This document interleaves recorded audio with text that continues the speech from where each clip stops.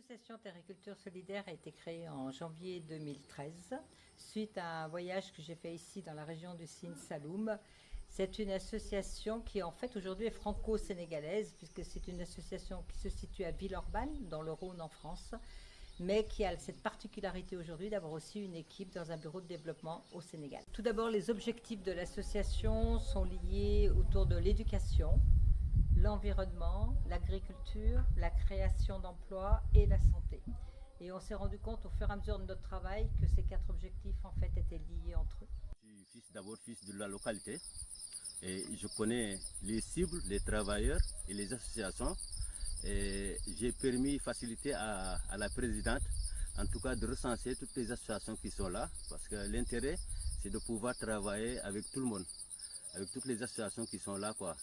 Et j'ai en tout cas démarré par l'école des parents de Yahem. L'école des parents de Yahem, pourquoi? Parce que c'est des femmes, en tout cas, qui depuis longtemps, en tout cas, se battent pour scolariser le maximum possible d'élèves dans cette école. Et c'est comme ça que j'ai présenté à la présidente cette association. Et on a d'abord commencé par, en tout cas, mettre les élèves dans un bon cadre. Et on a commencé par acheter des nappes, par acheter des tables. Et par la suite, on a créé un jardin scolaire pour former les enfants donc aussi sur les techniques de pépinière et de maraîchage. Ensuite, on a créé une classe là-bas et cette classe a été meublée par des bancs qui sont faits de pneus et de plastique. Depuis 2013, j'ai rencontré la brave Chantal. On s'est vus, on s'est connus et vraiment on visait la même chose. Par la suite, elle a installé un parrainage dans l'école qui fait qu'aujourd'hui nous avons plus de 70 enfants qui sont parrainés. Et grâce à cette association, ces enfants qui devaient rester peut-être dans la rue ou quelque part ailleurs sont à l'école. En plus, ce que je vais dire, c'est la boutique solidaire qui a aidé les parents et qui a bien aidé les parents. C'est quoi la boutique solidaire? Ce sont du matériel, des habits, des chaussures, des sacs, des cartables, tout type d'objets qui nous arrivent de France grâce aux voyageurs, grâce aussi au furet des fâches qui nous ont permis d'avoir un container. Et au lieu de donner, il faut sortir de cette dynamique cadeau tout bas. Au lieu de donner, les gens d'ici ont décidé de vendre à bas coût. Et en fait, cet argent est réinvesti dans les projets locaux.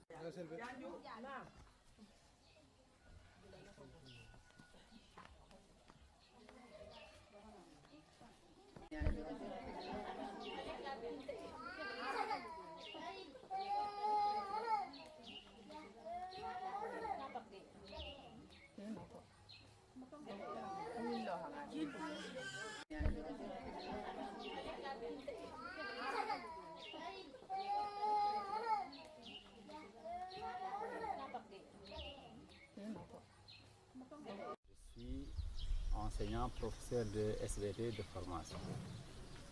Donc j'ai découvert l'association quand je suis venu comme proviseur nouvellement affecté ici. Et mon souci à l'époque était de trouver des bancs pour permettre aux élèves de s'asseoir, puisque nous avons un régime de journée continue. Et aux heures creuses, il y avait beaucoup d'élèves qui traînaient par-ci, ne sachant où s'asseoir.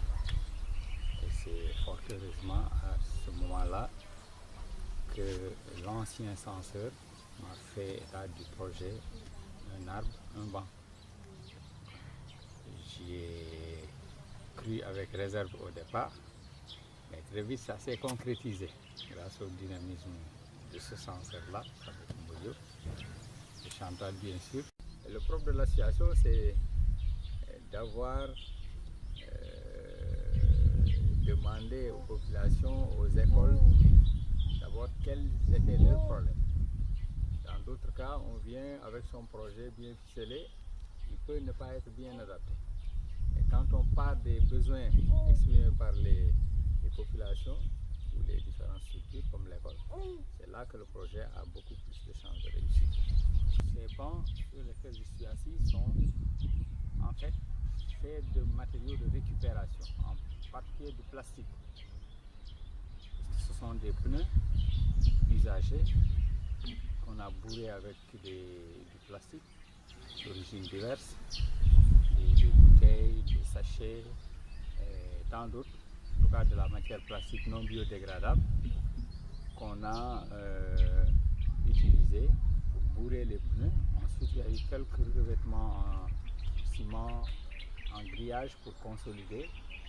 Et puis le reste, c'est l'ingéniosité du maçon et vraiment de l'artisan. C'est à partir de ces formations que nous avons en tout cas pu travailler avec des écoles.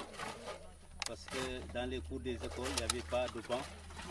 Et voici les bancs, les techniques des bancs sont là. Les bancs, c'est des pneus. Et chaque banc, ça fait 14 pneus et 1 mètre cube de déchets. Chaque banc. Donc voilà le système. Devant vous, donc c'est Mohamed Sow, il s'appelle Mohamed Sow. Donc c'est le maître d'œuvre. En tout cas, c'est lui qui est le chef maçon. Et à côté, il y a Fadel. Voilà donc déjà les plastiques sont à l'intérieur.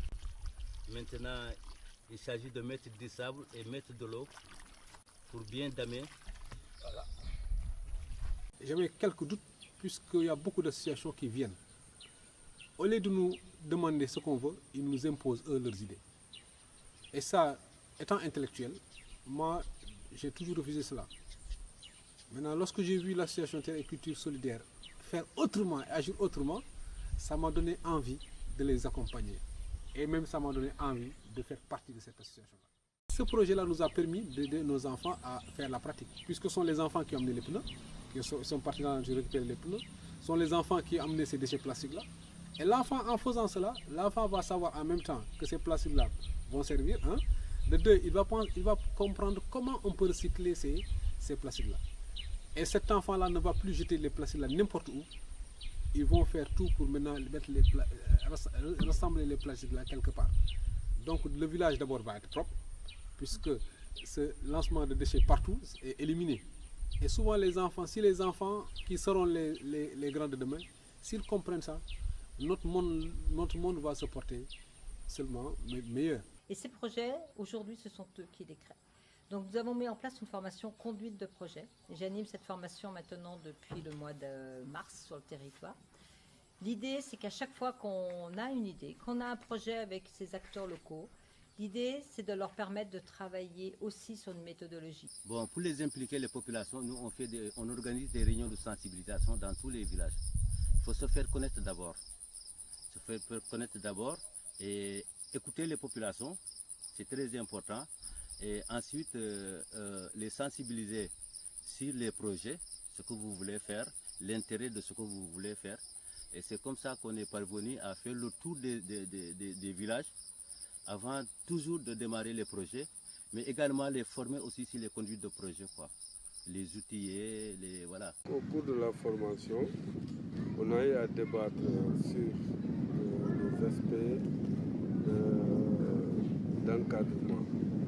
D'abord, il faut qu'il y ait un cadre là où on peut localiser le projet.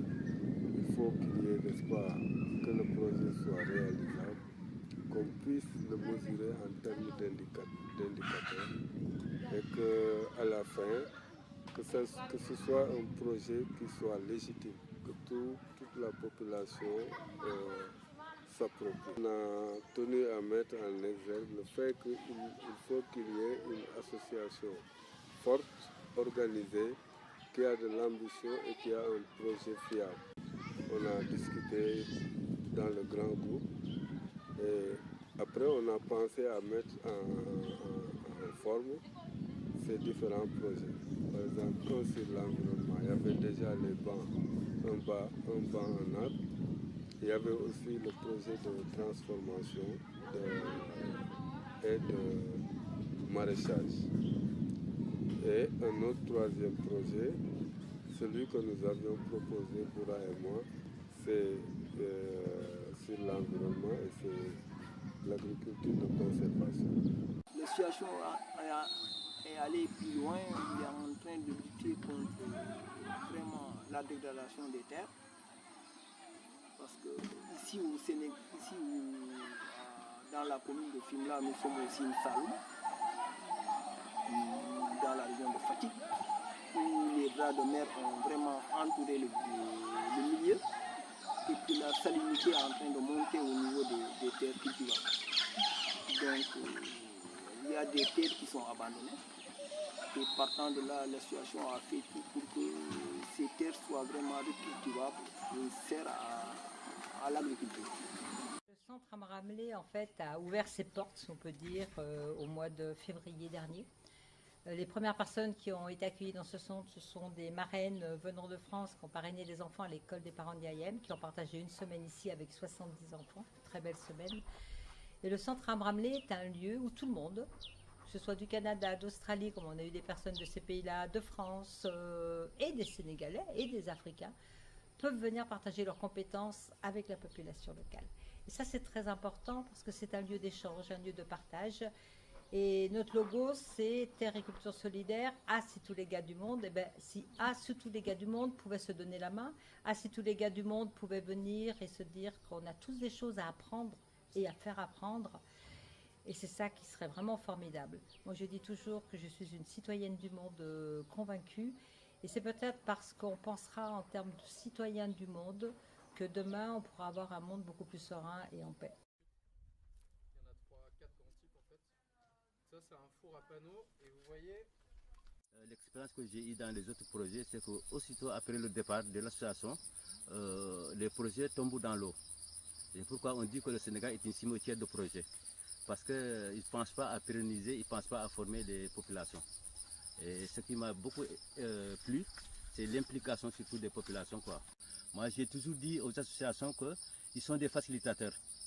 Mais les vrais acteurs de développement, ça doit être nous. Donc, il est temps quand même qu'on prenne notre destin en main.